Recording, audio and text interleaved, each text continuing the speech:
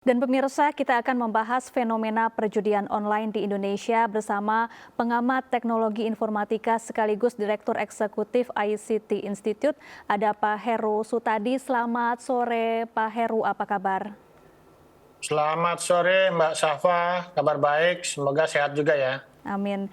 Pak Heru, bagaimana Anda melihat fenomena maraknya aplikasi judi online di Indonesia? Apa yang membuat masyarakat Indonesia tertarik sampai kecanduan bermain judi online? Ya, jadi memang judi online ini merupakan fenomena baru gitu ya, yang dalam satu dekade ini muncul menggantikan judi-judi yang mungkin dilakukan secara tradisional gitu ya. Jadi memang kalau kita lihat kenapa orang banyak juga yang kecanduan dan juga mencoba judi online, karena mungkin kalau yang judi-judi tradisional kan sering dipantau gitu ya. Jadi kalau misalnya ada yang main kartu atau apa gitu ya, bahkan judi-judi yang resmi pun juga nggak ada di kita gitu ya, sehingga judi online ketika dilakukan itu kan lebih katakanlah lebih aman bagi yang menggunakannya gitu ya, sehingga banyak orang untuk mencoba untuk menggunakannya karena juga mainnya juga sekarang lebih beragam gitu ya. Apakah kalau dulu kan mungkin kita bicara mungkin tebak-tebakan bola atau mungkin juga hal-hal lainnya gitu ya, atau main kartu apa, sekarang udah mulai beragam dengan modus-modus yang juga termasuk juga sekarang juga main saham pun juga ada yang dijudikan gitu ya, sehingga masyarakat juga tadinya tertipu, yang mungkin tadinya dipikir merupakan investasi ternyata menjadi bagian dari judi online gitu. Dengan beragamnya modus judi online ini juga masyarakat dengan yang sekarang ini menggunakan internet, menggunakan ponsel juga cukup banyak, ya sehingga menjadi kecanduan juga untuk menggunakan atau mencobalah peruntungan di judi online, walaupun kita sepakat bahwa ini harus diberantas gitu ya. Baik, Pak Heru, lalu bagaimana sebetulnya cara kerja perjudian online ini? Apakah situs maupun aplikasi ini memang sudah disetting sedemikian rupa agar penggunanya kalah, atau ada juga yang penggunanya bisa meraih keuntungan dengan mudah dari jumlah uang yang didepositkan? Ya memang kalau ketika kita menggunakan judi online itu biasanya ketika menawarkan gitu ya, ini kan ada demonya gitu. Demo itu seolah-olah kita nebak apapun selalu kita menang gitu ya. Termasuk yang juga judi online binary option gitu ya.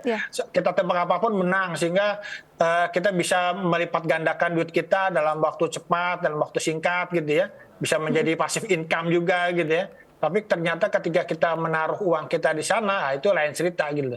Itu duit jangankan mungkin ratusan ribu gitu ya, ratusan juta itu cepat hilang atau habis dalam waktu yang tidak terlalu lama gitu ya.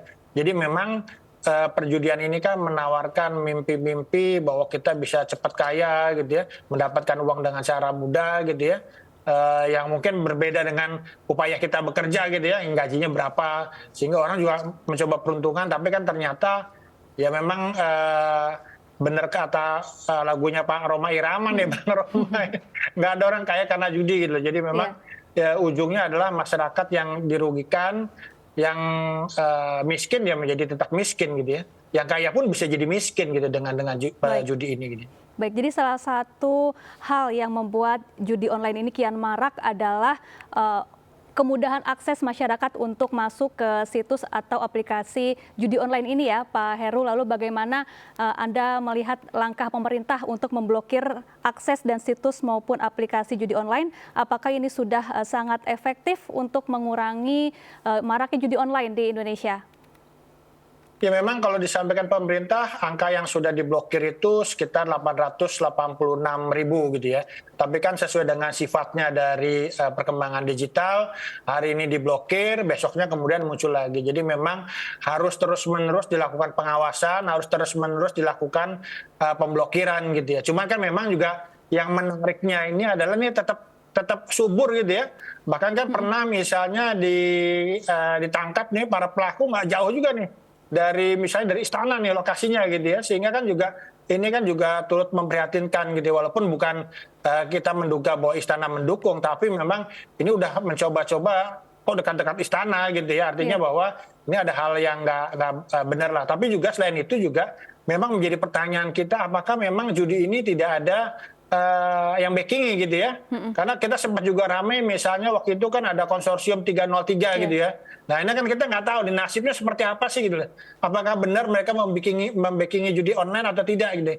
Karena kalau kita lihat tanpa ada backing yang kuat, ini sebenarnya udah lama dimusnahkan, udah lama disikat gitu ya.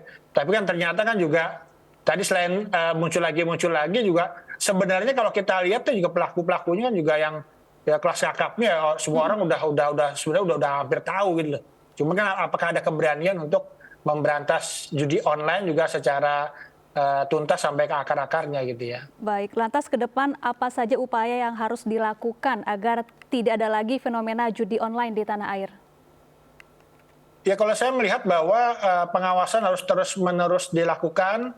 Kita sudah punya undang-undangnya, ada Undang-Undang ITE nomor 11 2008 yang direvisi menjadi Undang-Undang 19 2016. Ada ancamannya di pasal 27 ayat 2, ancamannya di pasal 45 itu adalah bisa dikenakan pidana penjara 6 tahun atau denda 1 miliar rupiah gitu ya. Nah ini yang kita perlu tekankan lagi adalah bahwa ini harus pelakunya harus dibawa nih ke meja hijau gitu ya agar ada efek jerah. Nah sekarang ini efek jerahnya sendiri nampaknya juga ya belum membuat mereka jerah atau bukan karena tidak ada efek jerah juga akhirnya juga mati satu tumbuh 1000, mati satu tumbuh 1000, tambah lagi dengan ya kita harapkan ini pemberantasannya tuntas lah gitu ya. Semua pihak harus bersatu padu bahwa judi online ini akan merugikan masyarakat Indonesia secara keseluruhan nantinya. Gitu. Baik, terima kasih Pak Heru Sutadi, Direktur Eksekutif ICT Institute sudah bergabung bersama kami di Sindo Sore. Selamat beraktivitas kembali dan salam sehat selalu.